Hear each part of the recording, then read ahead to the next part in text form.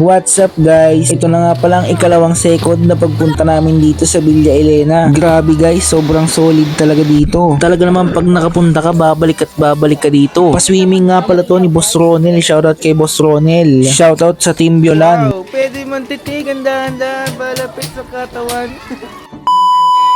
Dito nga pala guys, pupunta na kami sa Villa Elena. Gamit nga lang pala namin jeep ni Marlon. Dito nga pala yan sa bayan ng Nagcarlan, Laguna, yung Villa Elena.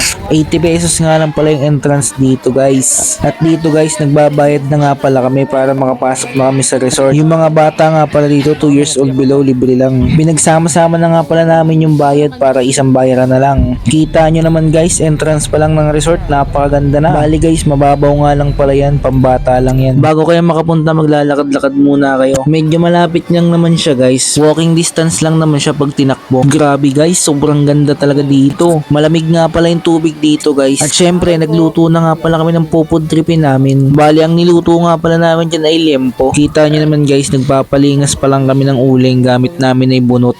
Mabilis kasi yan magbabaga pag may halo na bunot. Yan nga pala yung iniihaw nung katabi namin na cottage. Kita nyo naman guys, nagbabaga na yung bunot. Pwede nang salangan ng minarinate na liempo ni Boss Ronel. At dito nga ay sinalang na ang mga liempo. Kita nyo naman yung tagaluto namin guys, napaka-macho.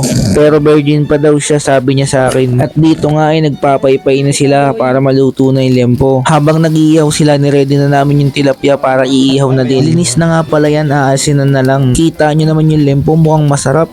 Pinakitaan nga pala kami dito ng tamang paglalagay ng asin sa tilapia. Ganyan daw ang technique para kumalat yung asin. Ilalagay mo sa sako tapos aalog-alugin mo para maganda yung pagkakakalat ng asin.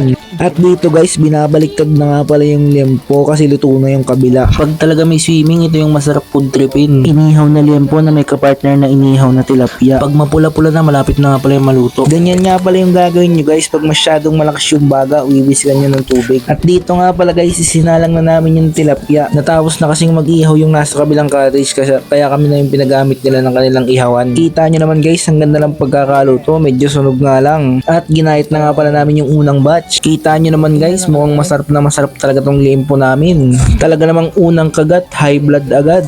Itong lempo na to, tingnan nyo naman yung pagkakaluto, napakaganda. Pwedeng pang ulam, pwedeng pang pulutan. Saan ka pa? Eh di sa akin ka na, kung ayaw mo, doon ka na sa kanya. Eh di shing. At dito nga pala, sinalang na namin yung second batch ng liempo. Commercial muna. Titigan dahan-dahan, palapit sa katawan. Ako nga pala yung nag-get guys, kailangan talaga naka-shades para daw mukhang pogi pag ine-edit ko na yung video. Sana all pogi. Kita nyo naman guys, may pakutsilyo at tinidor pa yan. Unang tikim, yummy te. At dito guys, sinimulan na nga pala namin ng budol pie. Kita nyo naman guys, may liempo na, may tilapia pa. Una ko nga palang binanatan dyan yung mangga kasi ang sarap ng mangga. Maasim na maalat naman na miss yata. Paano ko ba sasabihin ng lasa? Tingnan nyo naman si Kelok, binibilang pa ata yung butil ng kanyang kanin. At dito guys, nakita ko nga siya naninisid ng palaka. Kita nyo naman guys, pinong-pino yung mga bato. Kumuha nga pala muna ako ng tinapay para palamanan ng peanut butter. Nakita ko kasi sila kumakain kaya nainggit ako.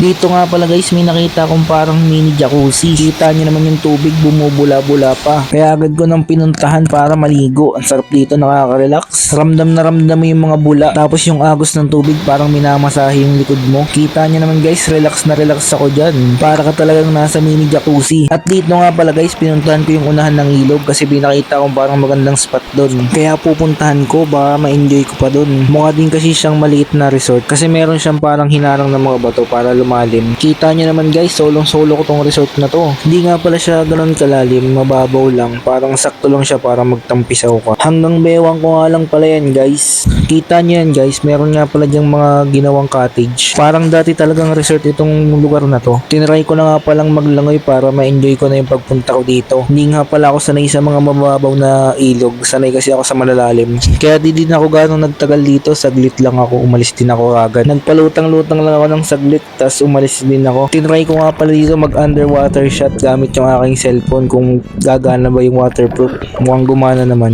At dito nga pala tatry ko mag jablo kung kaya ko pa kasi mahilig ako mag jablo dati sa ilog. Kita nyo naman guys, ang sama ng patak ko kaya ito take 2. watching, ganun pa rin, walang binagbago, parehas lang. At dito nga pala guys, nag-dive ako, kaya nangyari sa nguso ko, ayan, putok. Bali napasagad nga pala yung dive ko, dire-diretso hanggang ilalim. Pero okay lang, at least nakadive. Tingnan nyo naman sila Rodino, pasikat. Lalo na si Bon, may pag-backdive pa. Ayan, si John Lino, oh, what a dive. Ano, bayad po San Mateo. Bayad po San Mateo. Senior. Senior pa nga. Oh, ito na sukle. Supply. Ano yan? Supply car. Hanggang dito na lang guys, bye bye, thanks for watching, like and subscribe.